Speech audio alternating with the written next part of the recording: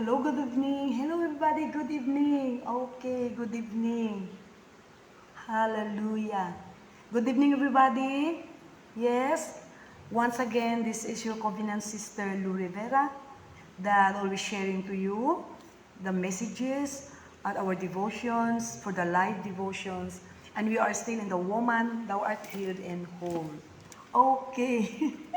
May microphone tayo ngayon. Amen.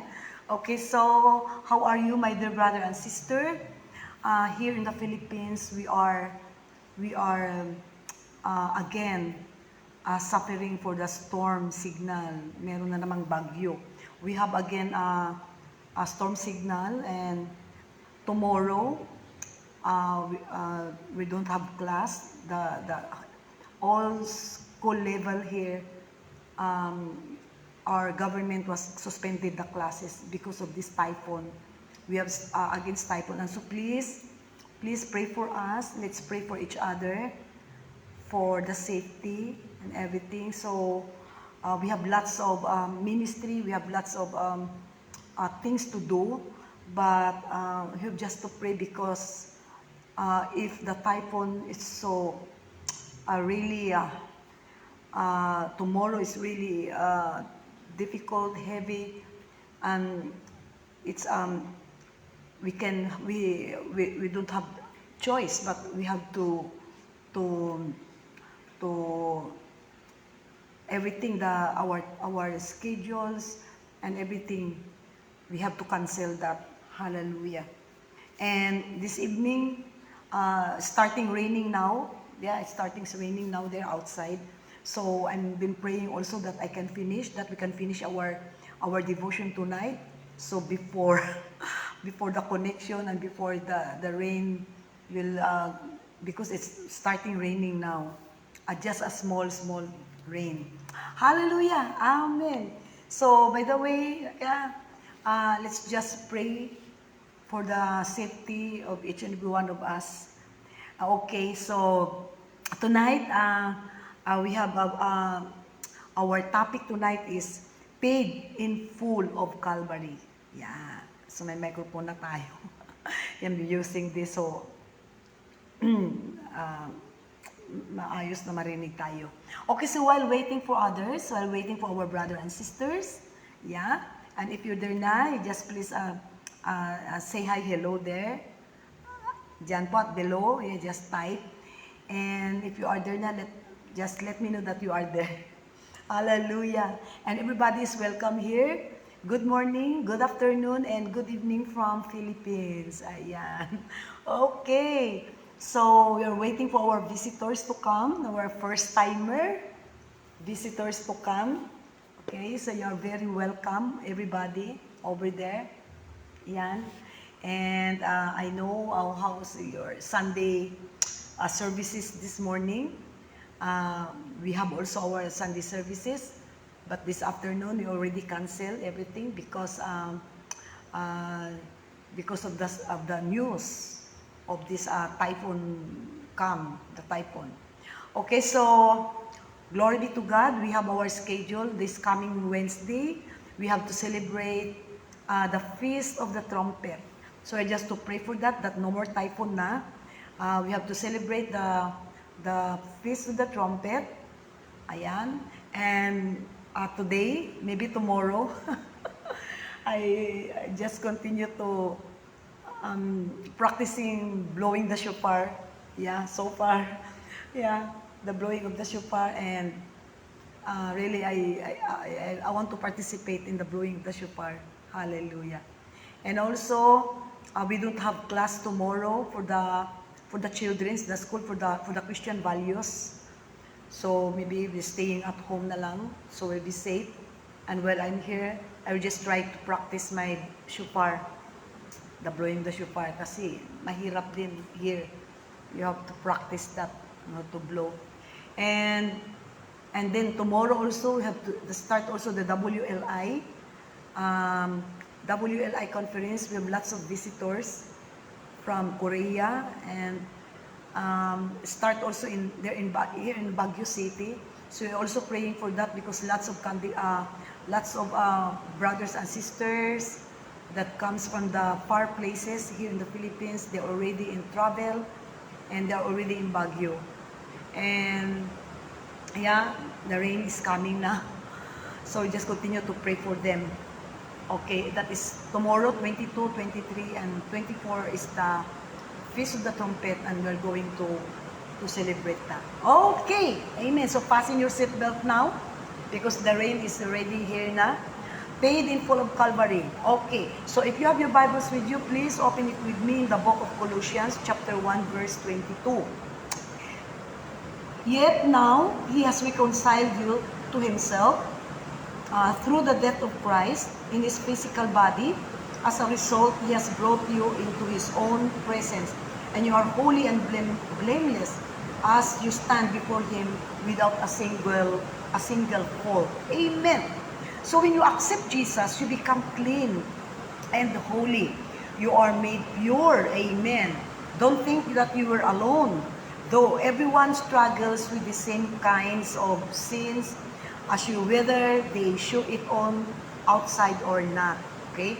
So, the abused little girl with all her wounds was healed by the stripes of Jesus in Isaiah chapter 53 verse 5. And the sins of the woman who wanted to fulfill her lust were crucified on the cross with Him in Galatians chapter 2 verse 20. Hallelujah! Amen! So the past is paid for. Amen! The wounds may leave scars, but the scars are only there to remind us that we are human and everyone has scars. Yeah, yung mga piklat natin, nandyan lang yan. So God recognizes the possibility of what you can become. He has planned, He sees your potential, and He also He also knows that your potential has been bound by your history. So, your suffering made you into a different woman from the one He originally intended you to be. So, the circumstances of life shape your way of thinking. The responses you make to those circumstances often keep you from living up to your potential. Glory be to God. Yes, hallelujah. And so for your healing journey, the transaction at the cross was definitive, final. It is finished. So your sins, your past, your guilt, and your shame were paid in full at Calvary. So now, what? Where do you go from there? Hallelujah. So linger a bit longer. Too many believers are quick to move past the cross to get to the next great teaching. So yet, there is no revelation greater than or superior to the cross. Why? Hallelujah.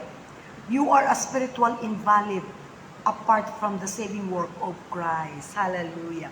So without His shed blood and the forgiveness of your sins, you cannot hear God's voice. Amen. So you would not be able to understand the Bible, and let alone any kind of preaching or teaching. You would have no relationship with God whatsoever. You would be blind and dead apart from the cross, still imprisoned in your sins. Glory be to God. So the problem is that due to our unwillingness to linger at the cross, we move past its glory a little too quickly. So we move past the finality of what Jesus accomplished on that wooden tree. Amen. So perhaps the devil would not be so successful at condemning Christ's followers if they had a greater vision of how deep the work of the cross went in their lives, in their spirits and their souls. Glory be to God. Hallelujah.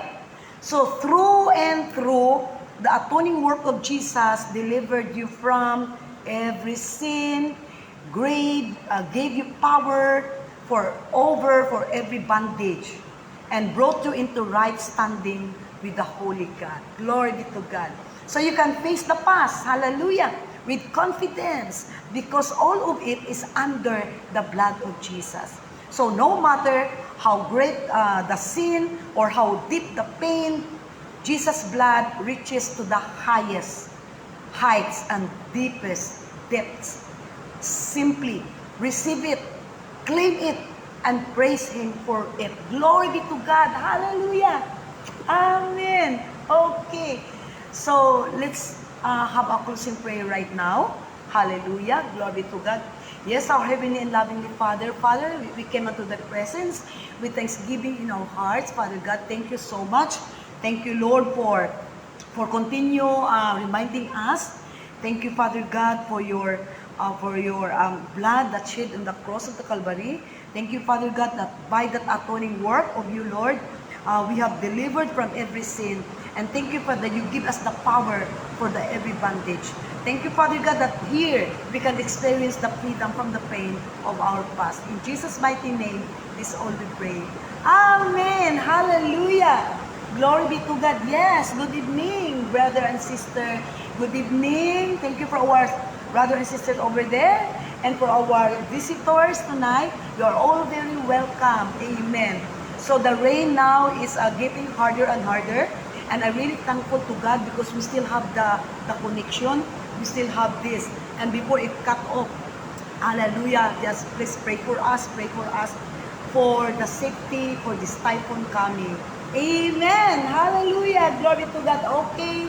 So good evening po, good night. It's time for me to bye-bye na. Once again, this is your covenant sister, Laura Rivera. It's time for me to bye-bye. See you again tomorrow. Continue to pray for us. If we have our current tomorrow, we can still have our devotion. Okay, see you tomorrow, guys. Hugs and kisses. Love you all. Bye-bye. God bless.